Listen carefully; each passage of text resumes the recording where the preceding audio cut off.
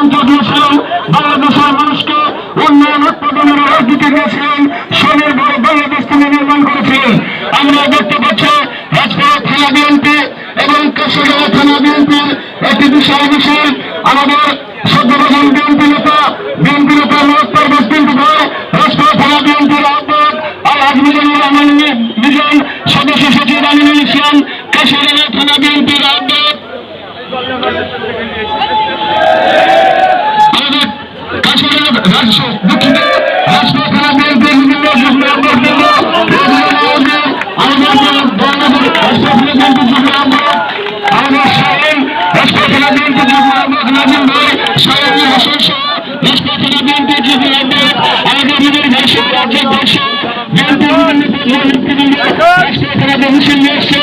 আমাদেরকে স্বাগত জানাই।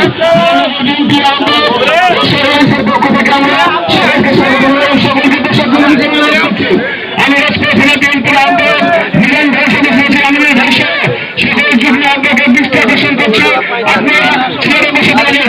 আজকে শুরু হলো শহীদ রাষ্ট্রপতি জিয়াউর রহমান 1971 সেপ্টেম্বর বাংলাদেশের জাতীয়তাবাদী দল প্রতিষ্ঠা করেছিলেন।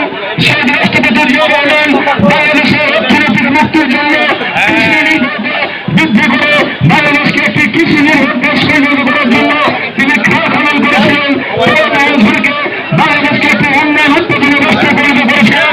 আমরা লক্ষ্য করেছি শহীদ রাষ্ট্রপতি জিয়াউর রহমান যখন বাংলাদেশের শিশুজনকে বাংলাদেশের মানুষকে ঐক্যবদ্ধ করে পৃথিবীর মানচিত্রে বাংলাদেশি জাতীয়তাবাদ আমাদের আত্মপরিচয় তিনি সুনিশ্চিত করেছিলেন। শহীদ রাষ্ট্রপতি